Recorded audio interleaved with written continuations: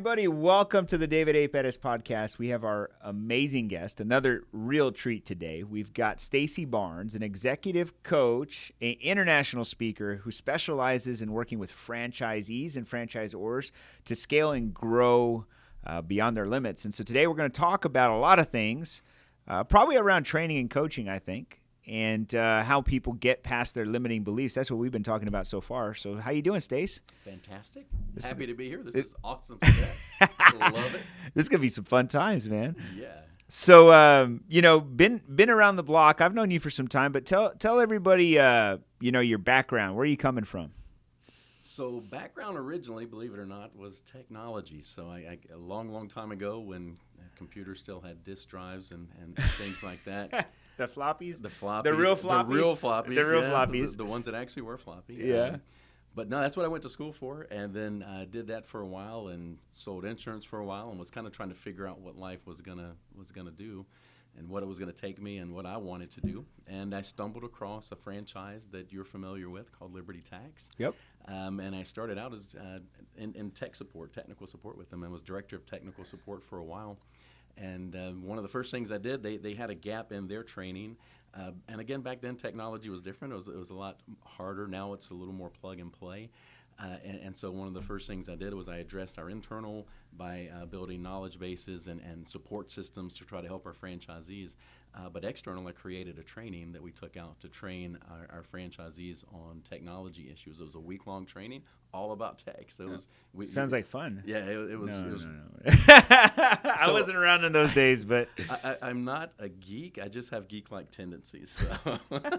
So, but it was really well received. People loved it, and as soon as the director of training left, that opportunity came. And so for most of my 20 years there, it turned into a 20-year career. I spent a lot of time just coaching, developing, and training franchisees, employees, and business owners. Did internal leadership trainings and things like that, and was a franchisee for a while, sold that, and became an area developer for a while, and I had a pretty nice big sell with that. And since then, I've now started my own coaching training. With all that business. Experience. Yeah, with 20 years back in it. This is going to be a good question, because I'm thinking in my mind, like, okay, somebody would be watching this and be like, well, he must know a lot, but I mean, have things changed since we started training? Like, have you seen that people, I mean, like, what has changed from training 20 years ago to training today? Distribution methods are the biggest change. There's so many options out there and so many really neat things you can do. And so the distraction that can come with that is, you've got all these wonderful things you can do, like a Kahoot or something where you're playing games and you can have a lot of fun with it. But people seem to at times be forgetting it's about the message. It's about, what am I trying to convey? What is my actual goal from the training? It's nice to make it look good and feel good, but what is the actual goal? And so that part hasn't changed. We have to have a very specific reason we're training, a very specific thing we're training for, and whatever the new technologies that are around it are out there for us, they have to work in alignment with what our goal really is for the training. Interesting. So really, you just think there's a lot more distractions today than there's ever been before? There's definitely more distractions, and we're all distracted. Just think how hard it is to stay focused as a business owner yourself. I mean, we get 2,000 to 4,000 messages bombarding us every single day. It's our phone, our computer, the people around us, the TV. Social media, ding, ding, ding, ding, ding, ding, ding. It's all pulling us away from what we need to be focused upon. And a lot of times a business owner, they're pulled in every direction but developing their staff. Oh. And if we're not developing our staff, what are we going to do? What are we going to have? Well, that's true, man. And I've actually just been on this hunt lately to get focus and clarity. And I find like I get closer to clarity, and then all of a sudden I get farther away from it. I don't understand why that happens for me. I've been trying to figure it out. I'm pretty self-analytical every day, but like some days I am just on it. I can turn my phone, and my phone has this thing called focus mode. And it's like built into the phone, so you could just click focus mode, and only apps that you want can give you notifications, right? So I started that about maybe 2 or 3 months ago, and I only had like 5 apps that could give me notifications, right? Just like 5. It was like my phone. I left that on because obviously I don't really get that many calls. So if you're calling me, it's got to be important, right? Because people don't call much anymore. They text, they message, right? So I didn't have that on. And then all of a sudden I was like, well, maybe my wife, she's like, sometimes I need to get a hold of you. What are you going to do? And I was like, all right, I'll turn my text messages on. So then I had my text message, and then it went to well, maybe I should turn my calendar on just in case. And then it went to my, and then now I have like 15 apps that are on my focus mode. And I'm like, now you're doom scrolling Twitter when you should be focused. No. I still haven't gotten to the point where I have justified turning on social media yet. I guess I'm smart enough to say that. But I will tell you that it becomes harder and harder to focus. So you said focusing on a team. What about somebody who starts? Because obviously I know you've done a lot of franchisee things, and I'm assuming most people start in any business just solopreneur. It doesn't matter if it's a franchise. It could be an individual business, just mom and pop USA. They start with one person. Yeah. How do they keep focused? Because that's got to be the hardest thing. Yeah, it really is. And I'm a solopreneur right now. So what I did after 21 years of working in the franchise system, I joined another franchise. I joined as a franchisee. So I'm now a part of the Focal Point franchise that was founded by Brian Tracy. Love that guy. Yeah, the material that we get to coach and teach and train from is just world class. It's incredible. And so I do too. He's a mentor of mine. But as a solopreneur, I encounter the same things. And you're talking about focus mode on your phone. The thing to remember about staying focused is nobody on earth has the willpower to just force it to happen. So what we have to do is we have to intentionally schedule our time and schedule our day in a way that's going to help us and set us up to win more often than we lose. Because we're going to lose that battle during the day. It's just going to happen. But if we intentionally take care and set it up, we can win more often than we have been winning. So with new folks, the biggest thing we deal with new business owners, it goes back to the E-Myth Revisited book. You remember the story of the baker who loved baking, wanted to open a bakery, and all the challenges of the three different I's of a business owner. So if someone is starting right now, I'm going to talk them through the three I's. There's three I's that you work on as a business owner, as an entrepreneur. You have the I of the technician. That's in the business, working on a problem that's right in front of you today. And you get caught up in the whirlwind of everything going on, and you spend all of your time there. Heck yeah. You've got to have the I of the manager. That's someone who's actually looking backwards, right? They're looking at production reports, and did we hit this goal? Did we hit that goal? So they're looking backwards, which is good because we need to know where we are and where we've been. But it's not where we need to spend time as business owners. So the third I is the I of the entrepreneur, which is forward-looking. It's visionary. It's setting the plan of what's going to happen going forward. And when I talk to new business owners, most of them will admit to spending about 80 to 90% of their time in the technician / manager role. And so the business is suffering. Always. And so that's what I work on with new people is just let's focus on working on your business more than you currently are. I'm not going to say we can work on the business all the time because as a solopreneur, you're in the business. But how can I work on the business more tomorrow than I've worked on it today and then grow from there? I think even it doesn't matter if you're new or 10 years in. I think that happens to all of us, right? Like, yeah, it does. But your question was about new. No, but I'm saying in my mind, like, because, I get like that. There's days where I'm working in the weeds. And I know I shouldn't be in the weeds because that doesn't do my business any good. And sometimes it's like I kind of think about it like I'm driving the bus for my company and I'm in the front. And then somebody says, hey, there's something going on in the back. You got to check it out. So I just leave the wheel and I let the bus go. And I go back there and I'm like, what are you guys doing back here, And the bus is going off the road, it's hitting stuff, and I'm like, shit, I got to go get the bus. Hold on, I'll be back. And I go. And even if you think enough to put somebody in the driver's seat, occasionally you'll pick the person without a driver's license because you have no thought to it. Yeah. No, it's not just new for sure, but that was the way the question was originally framed. I know. But. And so when I bring on new business owners, there's 4 key things we all deal with. Time. Not enough of it. We don't know where it's all going. Team.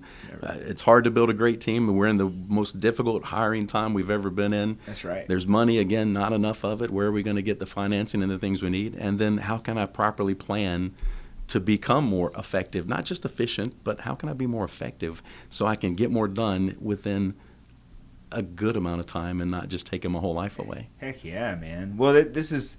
That in itself, right, what you just said right now, most people don't think about. Like, truthfully, it's just about, the mentality of today's generation that's, like, in business today. Obviously we can go younger generation, but the most business owners today are 25 to, 40. That's, like, when they start a business in most cases. And this mentality of grinding is really what everybody says. We just got to work really hard. And that working really hard means, to most people, is to bake the donuts, to do the work. And I think, man, it's hard to get away from it, man. So if I was in that position right now, what would you tell me? If I was out there and I started a bakery and I got like 3 employees, but I'm like, man, nobody bakes donuts better than me. And I'm out there baking donuts every day. What do you tell somebody like me? The biggest thing we have to do is open your eyes and let's look at this from maybe a 20,000 foot view. Now, how much could you pay someone to bake those donuts? Mm-hmm. They're not as good as me. Well, how much do you expect to make from this business as a business owner?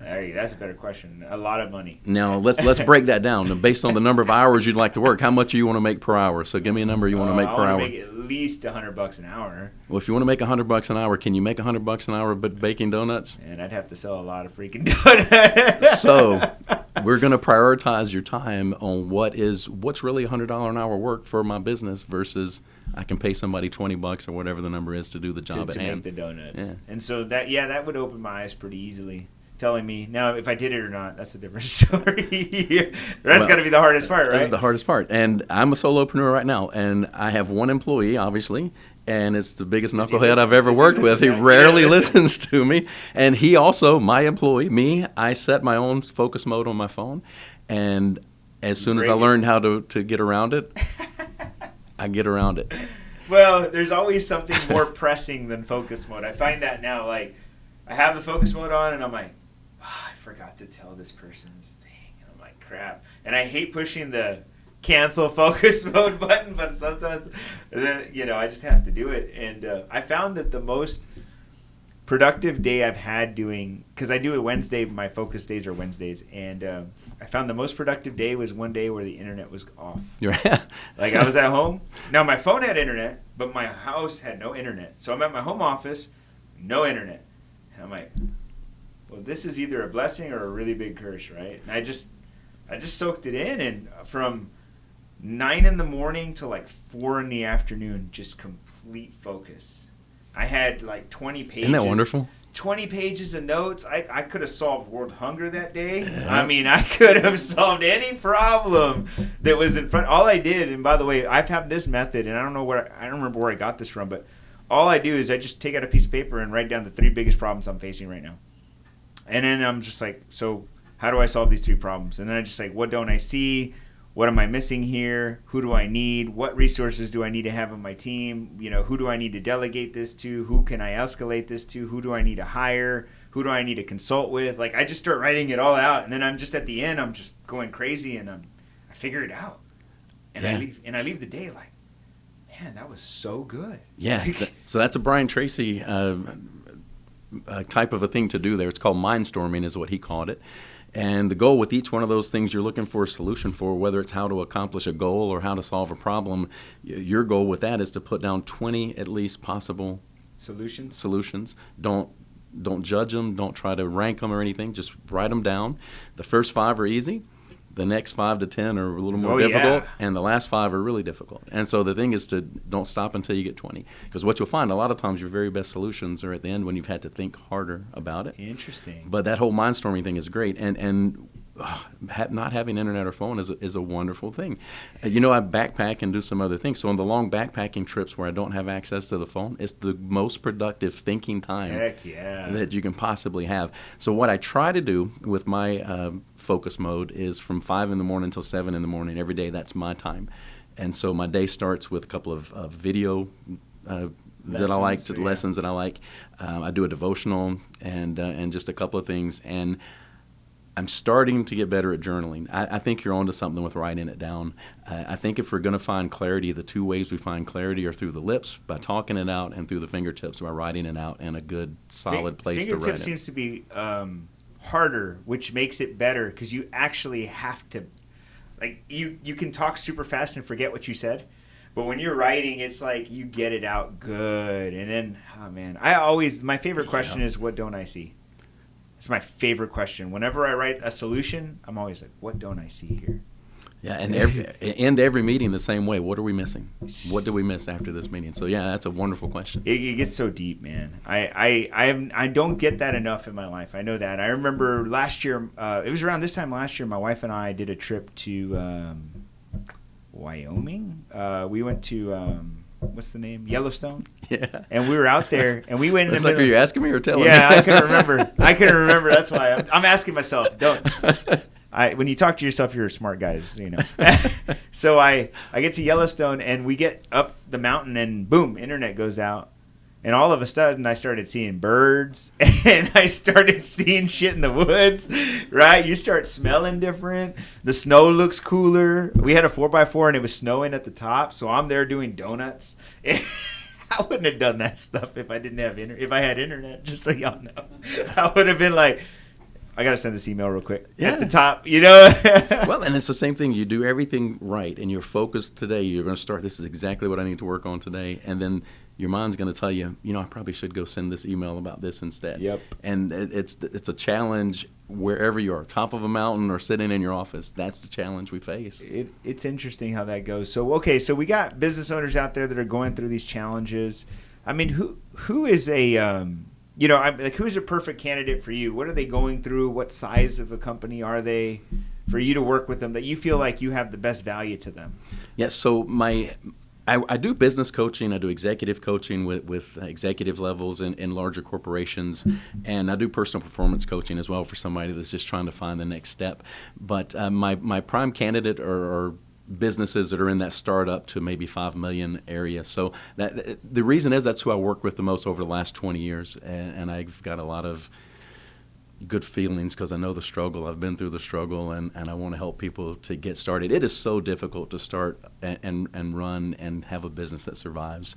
And so it just my business mission is I'm changing the world through business education and leadership. And I know that if I can work with somebody, especially in that point at time, and help them succeed, it's going to change the lives of their family. It's going to change the lives of their employees. It's going to change so many lives. And at the end of the day, that's how I can change the world. That's very impactful to most people.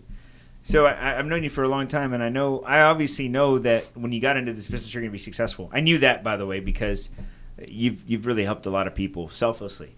And today, I think you're still doing that. And even though you're probably making good money, I'm sure it's not about the money for you, right? It's about the help. Service. I think I do just as much pro bono as I do paid. I probably shouldn't say that out too loud. We should have a conversation right now. But no, if I can add value to someone with a conversation or something I can do, I'm going to do it. But you told me like 10 years ago that this is what I should be doing, and so it just took me 10 years to make the jump. Everybody tells me that, man. Like, you told me I should do this. Now 10 years later, I'm doing it. I'm like, hey, man. Hey, at least you did it, man.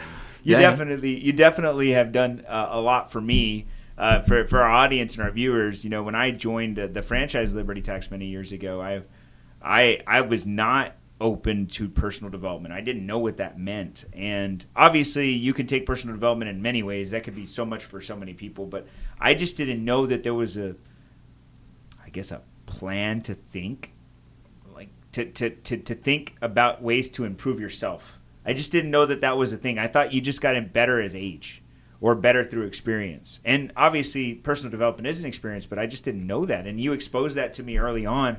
And I was trying to remember. I've always tried to remember, because one of the things, I don't think I've ever shared this with you, but there was the first time I met you was at a convention, and we had a keynote speaker that year that was tied to Brian Tracy somehow. I just don't remember the guy's name, but he was tied to either Brian Tracy it had to be Brian Tracy or somebody, and they had like this, the guy was speaking, he was really good. And so I remember getting his name and going back to my office the next week.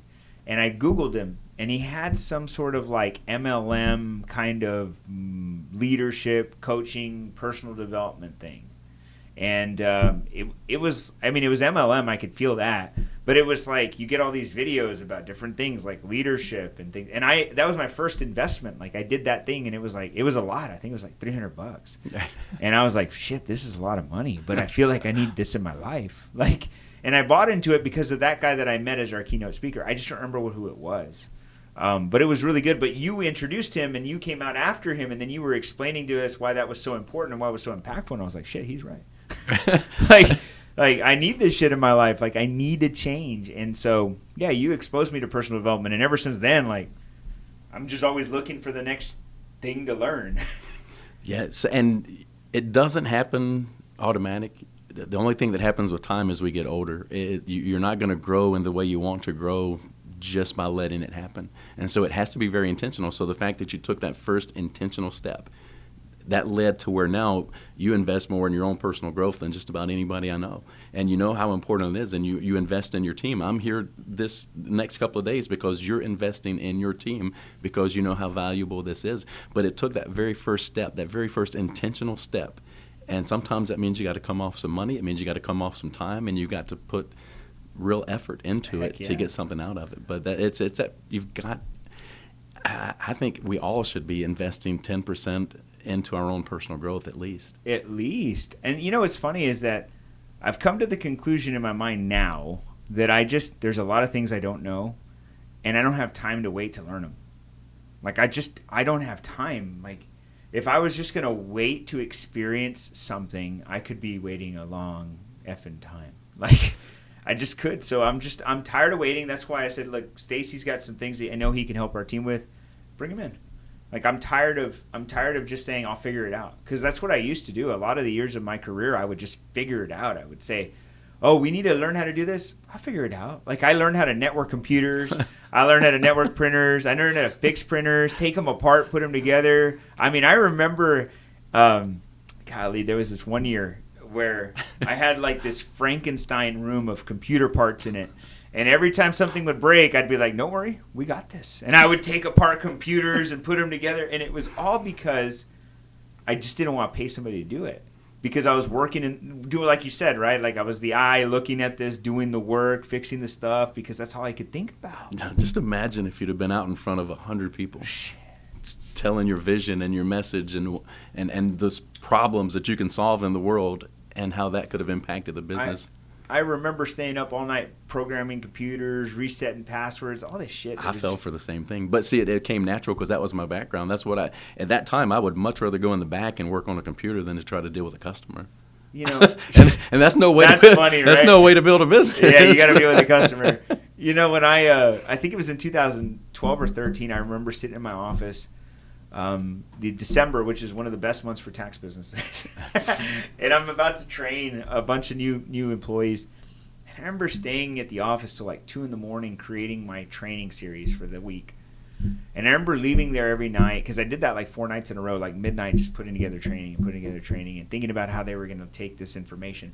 And I think, like, I look at that week so much as like one of the biggest accomplishments in my life, because I remember that same week we were opening 2 new locations, and somebody had to go set up the desks, and somebody had to go, program the computers and set up the network and like do all this stuff. And I remember telling myself, like, I can't do that. I got to focus on my team today. And I did that. Like, I put all of that off for like a week and a half, and all I did is just create content for my team. And I remember leaving every night just feeling so fulfilled, because I knew I was doing exactly what I needed to do. Like you took the step in leadership. Yeah. You became the leader of the team, which leadership is about.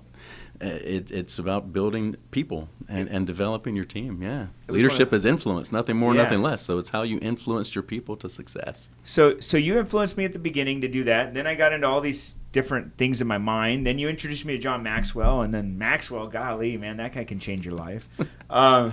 First book we ever read as a team was 21 Irrefutable Laws of Teamwork. And that was because of a recommendation from you. And then we did 21 Irrefutable Laws about Leadership because of you. Yeah, it's 21 Leadership, 17 Teamwork. Oh, is it 17? Yeah. Okay, my bad. Something like that. And then one of my favorite books with my team was Leader Shift. Oh, more recent one, yeah. That was just the last few years. That was like in 2000, like 16, 17, 18? Somewhere in that neighborhood. Yeah, somewhere in that neighborhood. But it's pretty recent. And that was a good book. That Leadership was a great book, teaching my teams the levels of leadership and how they need to see how that works. Man, that was so good. Yeah, so 2011, I became a founding partner on what was then called the John Maxwell team. And so I started teaching Maxwell content. And it's now called Maxwell Leadership. They changed and rebranded. And so he's taken a less active role. He's a little older now. Of course. But I was on a call with him leading the call Saturday, so he's still involved with those of us that are part of the organization. Wow. But so it's pretty cool. The difference is back then when I joined as a founding partner, we had to go sit in his house and talk to him in his study and things like that. The new people don't get to do those sorts of things anymore. Of course. Obviously, elevations. So there's levels, right? The ascension ladder. But that's where a lot of that stuff came from. I made the investment myself for my own personal growth, and I joined the organization, and there's tens of hours of calls every week that I now have access to. So I have multiple coaches myself. So as a coach, I think it's important that I also have my own coaches. I have a mindset coach through Focal Point that I work with every week. Coach Phil he keeps me straight, keeps my head where it needs to be. He catches me when I say things that are negative and says, let's rephrase that one, and I'll rephrase it. But through Maxwell Team, I've got speaker coaches, I've got coaching coaches. It's just every piece of my business, I have someone I can lean on that's going to help me. But it all started around the time you joined, and I started on my own personal growth journey. I think you were probably a lot farther along the journey than you think, but you definitely took it to the next level when I think I met you, man, because I think that's probably when the training program there is when it exploded, right? Like when we had to grow up, right? Yeah, it did get to a point we had to. Yeah, we had to elevate, right? Yeah. There had to be the next level. And I mean, I guess that's, if we were talking to business owners, like somebody right now, I think that's the one thing that we neglect the most is ourselves.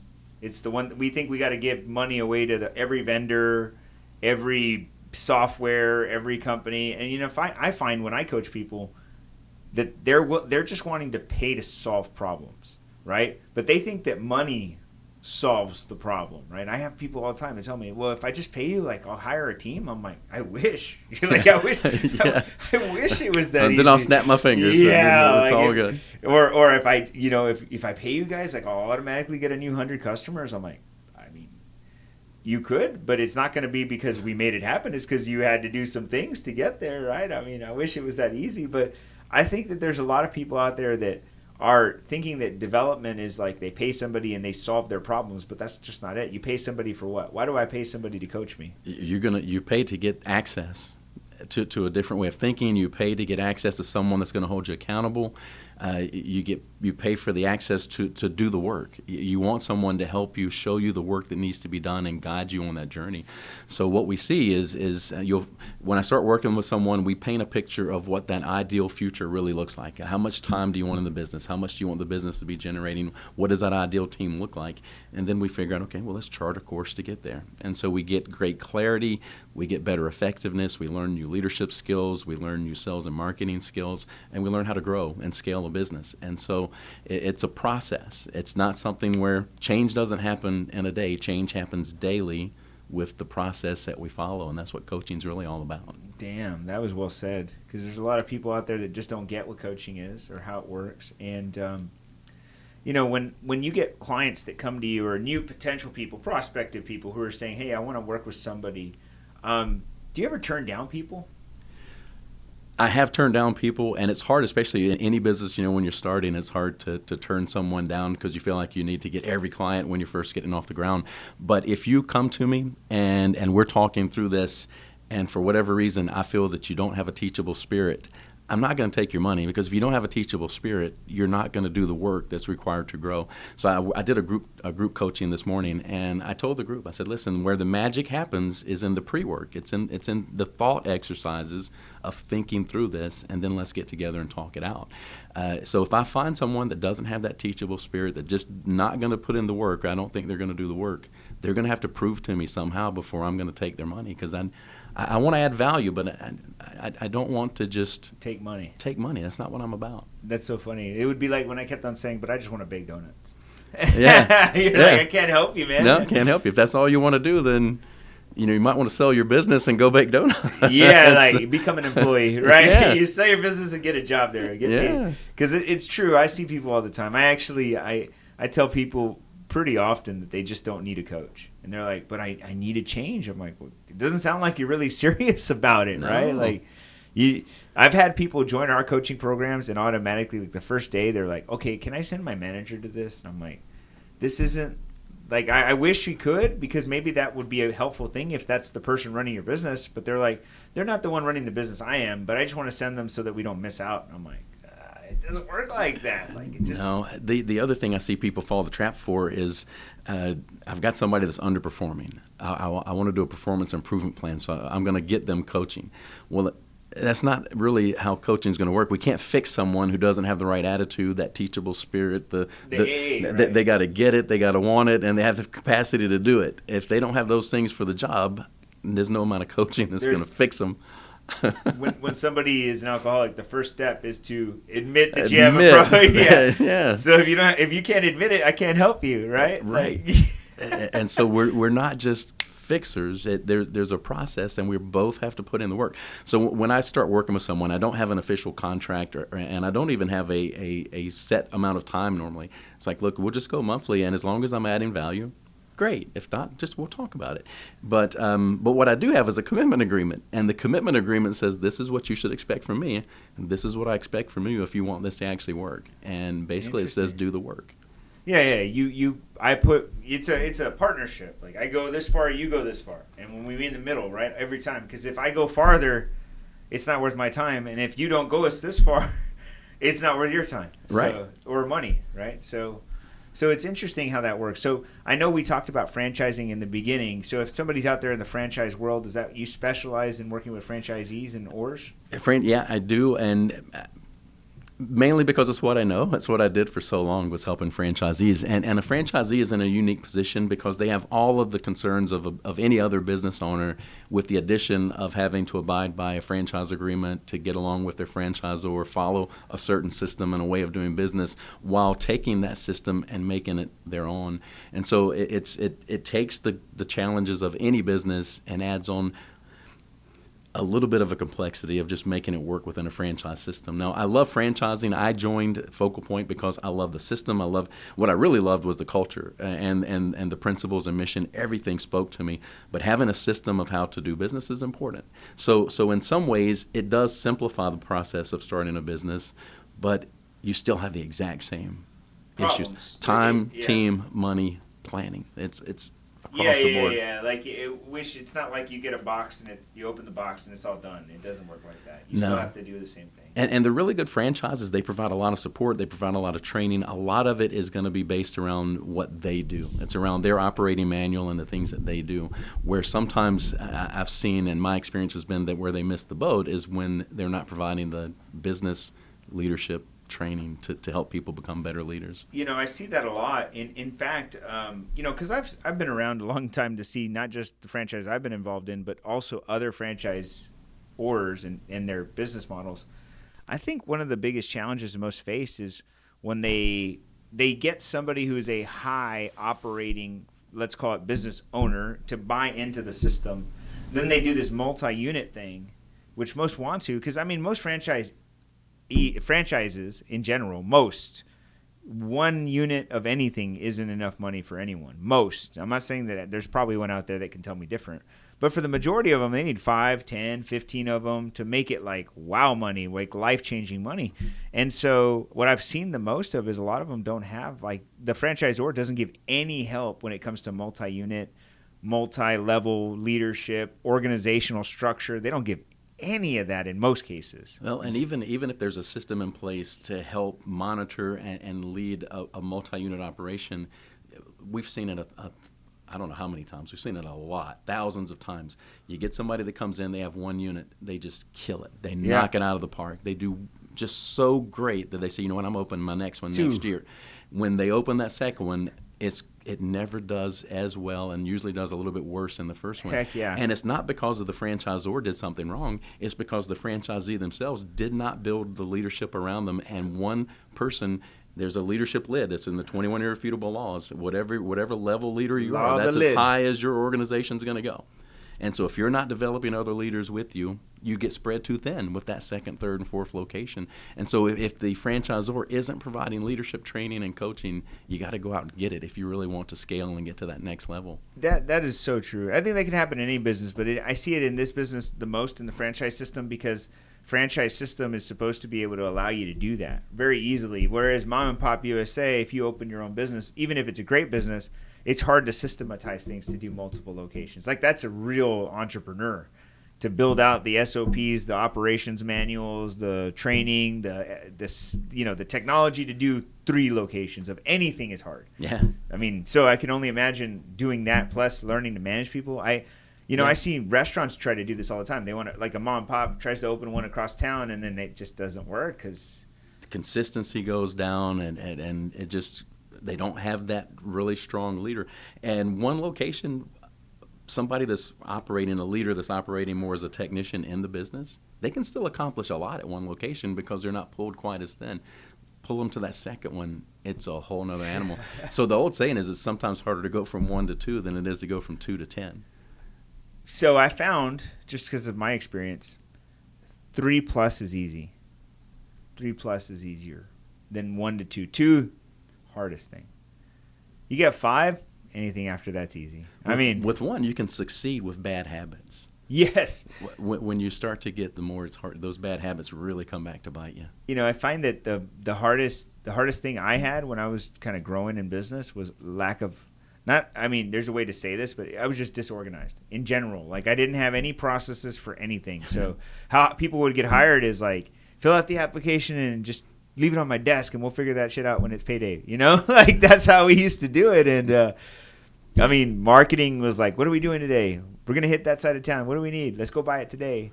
Like a lot of the stuff was just in time. Yeah, just in time, man, every day. And so it worked because I was just really good at doing things very quickly. But the problem is that I couldn't sustain that. It's horrible. Now, your behavior style is one that makes decisions quickly, and you're more of a visionary, not as much of an implementer. Mm-hmm. But now imagine that I'm a business owner that's trying to do the same thing, but my behavior style isn't a quick decision maker, and they're trying to survive on that just in time. Imagine the struggle that they're having. So again, a big part of what coaching does is it teaches you more about who you are. You become more self-aware. You understand the fact that David's not an implementer, so he needs to surround himself with someone that's going to take these big, bold, visionary ideas and actually make a plan out of them and then execute the plan. If only I could find those people. I find it's not even, I'm not saying I don't have great people on my team. It's just that sometimes I'm just too ahead. I get too far ahead from people that it's so hard to come back. I find myself running. I'm like, yay. I get all the way out here and then I'm like, where are you guys at? Come back here. Let's go. And they're like, come back and get us. I got to come back. All right, we got to go that way. Let's go. So that's the old Maxwell saying. He says, if you get to the top of the mountain and it's just you weren't leading, you were just hiking. Yeah, so dude, you got to quit hiking, man. I hike fast, man. You got to lead. I'm not horrible. I just say that I catch myself. But see, at least I catch myself. I get a little far ahead. I can still see them. That's where the self-awareness Yeah, comes like in. I still see them. So I'm like, okay, I've gone too far here. I got to go back a little bit. And I find that, that's why you're here, because I find myself going too far right now and coming back to them and saying, guys, why aren't we going that fast? And they're like, well, we just don't really know exactly where we're going. And I'm like, just follow me. Like, just trust me, it sounds crazy. It's like the Jesus, what is Jim Rohn says that. Jim Rohn says, Jesus, powerful man. He says, follow me. And people follow him. It's just so funny because the way he says it is so funny. He's like, some men have to explain where they're going, and he just was the man who he was. Follow me. People got up.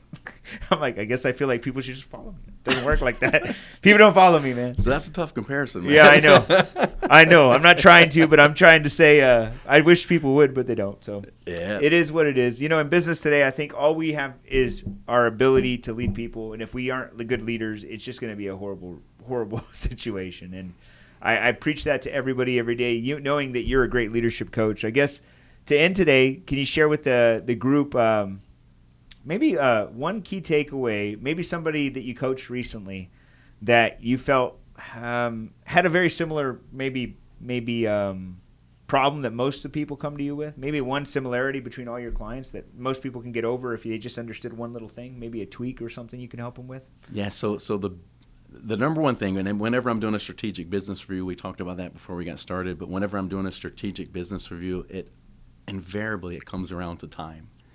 And so where's my time going? And I just don't have time to do this. I don't have time to do that. My family is suffering. The business is suffering because there's just no time. Well, the truth of the matter is there's the same amount of time for all of us. And you can't manage time, but what you can do is you can manage yourself better within the time that you have.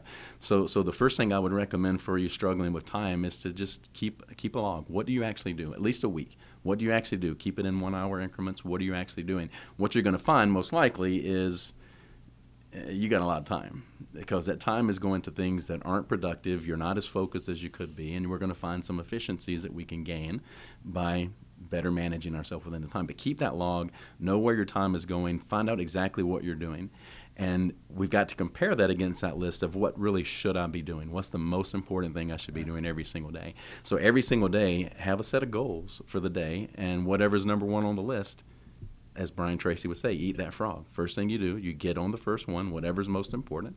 And if during the day you find yourself working on something that's not the most important, stop it and work on the most important. But before we get there, we have to do a really good analysis of what am I really doing? Where's my day going? Why am I finishing the day with more on my list than I started with? That happens all the time. It does. Insane. So calendar maybe would help too. Yeah, I like block scheduling and things like that. You know, you were talking about your own focus, and you know that focus mode on the phone. Don't set it for too long. So again, we don't have the willpower to overcome it just on our own. Set it for a time that you can manage. So maybe it's 30 minutes we start doing. 30 minutes every day at a certain period of time. Here's what I'm going to focus on. But with the block scheduling, I try to block for myself certain times a day. So my morning is where I'm most productive thinking-wise. So that's where I do my creative work. In the middle of the day, in the afternoons, on my non-coaching days, that's where I do administrative work, emails and just QuickBooks and all the things like that need to get done. During my coaching days, again, I try to protect my morning so that I'm in a good mindset as I work with people through the coaching days. But I have it blocked, and every day I have 15 to 20-minute blocks of scheduled procrastination, because I'm a terrible procrastinator. And so I schedule it in the calendar. And what that means is that gives me the freedom to do whatever the heck I want for that 15 to 20 minutes. If that means I want to research something that just popped in my mind on Google, I will. If it means I want to walk around the house, I will. So whatever it is, I got 20 minutes here that's mine. I can procrastinate all I want, but then when that 20 minutes is over, I'm back. Back to work. Back to work. That's smart. Yeah. I haven't done the procrastination part, but I do put a lot of time in the morning for me. Usually before 9 o'clock, it's all me, baby. Yeah, so I block off 5 to 7, and that's also when I run and do things like that in the morning. You've seen a lot of my sunrise pictures. Heck I yeah, love sunrise over the water at beautiful, home. It's nice. Beautiful. And then after that, from about 8 to 10, that's my deep work time. That's when I try to schedule my time to just do creative and things like that. That's really cool, man. So if somebody wanted to get coaching with you, start something up, how could they find you? Come to www.coachstacyb, STACEY, letter B.com. CoachStacyB.com. We'll put that in the comments below, in the description below. But if you guys are out there looking at Stacy or looking for a coach, trust me, one of the best in the world. Trust me. I trust you to say that, because I don't hire just anybody, and I don't mean it in a hire situation, but I don't go to people and ask them for help if I don't trust that they can help my team.